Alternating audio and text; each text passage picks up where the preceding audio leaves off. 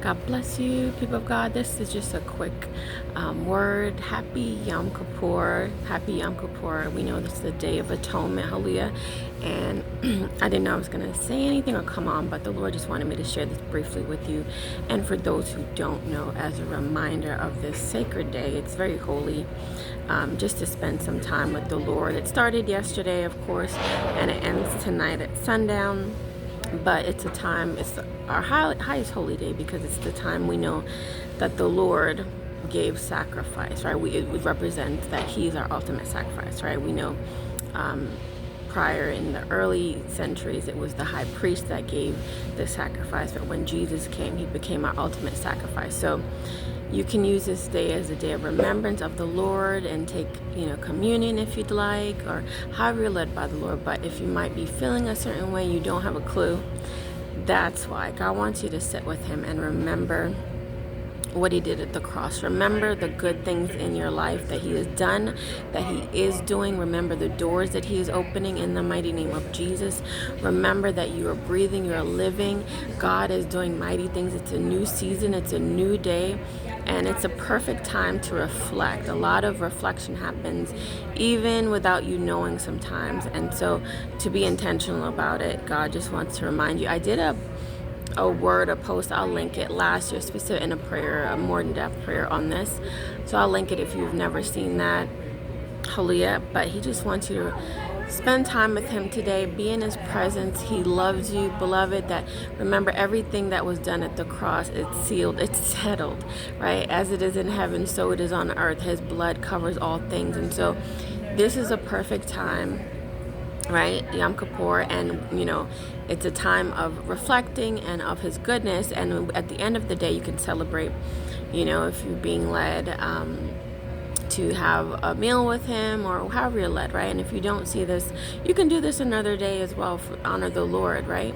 The Lord honors everything we do for Him, right? And so He wanted me to share this, and just the scripture He gave me, it's in Psalm 107, verse 20 to 22, because God is dealing recompense and judgment. We know the blood of Jesus is about justice and covering us from anything the enemy has done. And this is a season and a time God wants you to thank Him for His goodness and release any unforgiveness, release anything from your heart, and to celebrate what He is doing, right? Psalm 107, verse 20 to 22, it says, He sent out His word and healed them and delivered them from their destruction, right? We know the blood of Jesus delivers all who come to Him.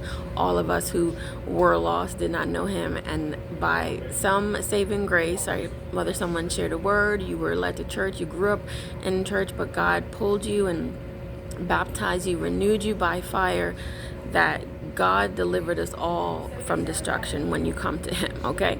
And He gives you chance after chance. So God is saying that I've delivered you, my people. Hallelujah. Verse 21, let them thank the Lord for His steadfast love, right? We know His atonement, which is what today is all about, Yom Kippur.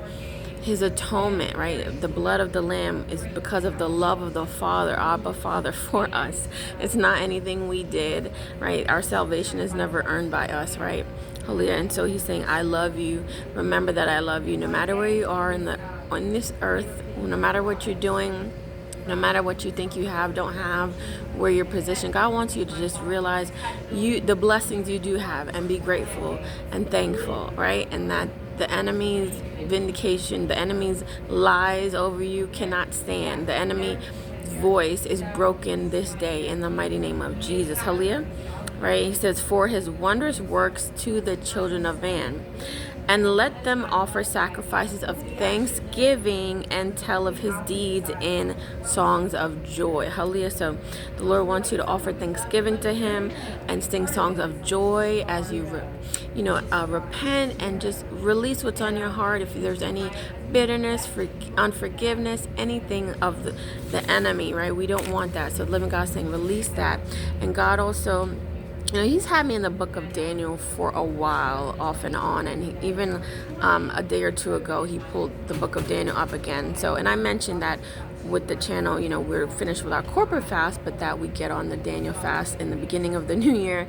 So if you're being led, but it was deeper than that. I know some of you might even be reading it, hallelujah, because of the times and seasons that we're in the world, hallelujah.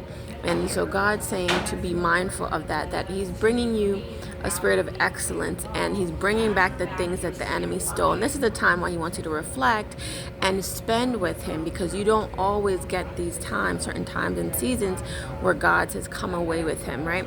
And literally, as I open my Bible, he put me in Ecclesiastes to remind us of this. He's saying that, remember, there's a season for everything. So you might think, oh, I don't have time to spend with God, but he sees that you are honoring him. He sees the time you're giving him, so he will honor you, right? So he will make time for the other things that you are sacrificing to spend time with him, to spend time to reflect, to spend time to worship and praise him and fast, and however you're led by the Lord. Hallelujah. So remember Ecclesiastes 1, it says, for everything there is a season and a time for every matter under heaven. Every matter, right? A time to be born, a time to die, a time to plant, and a time to pluck up what is planted, a time to kill, a time to heal, a time to break down, and a time to build up. Hallelujah. So the Lord's saying, I'm renewing, I'm giving you beauty for ashes. Everything that the enemy has stolen and done, I'm renewing your spirit, mind, body, spirit. And this is the perfect time. I'm renewing your heart, he just said. A perfect time and a season to open your mind, open your heart to what God is doing. And again, a key thing about Yom Kippur is releasing any unforgiveness, right? God wants your mind focused on him. This is why the power of the blood is so amazing, because there's nothing, he wants you to take your eyes off of people. There's nothing that anyone has said or done that is greater than God's love for you, God's journey, his destiny, his prophecy over you that he's written in your book of life, right? Hallelujah. And he's covered you in the blood of the Lamb. So he's saying, people of God, come to him in the secret place. If you're being felt led, you don't even know about this time, and spend some time. And even this Sabbath coming up, right? You can add to this, right? Just because the day might pass, you don't see this towards the ending, doesn't mean it's finished. God's saying, come away with me.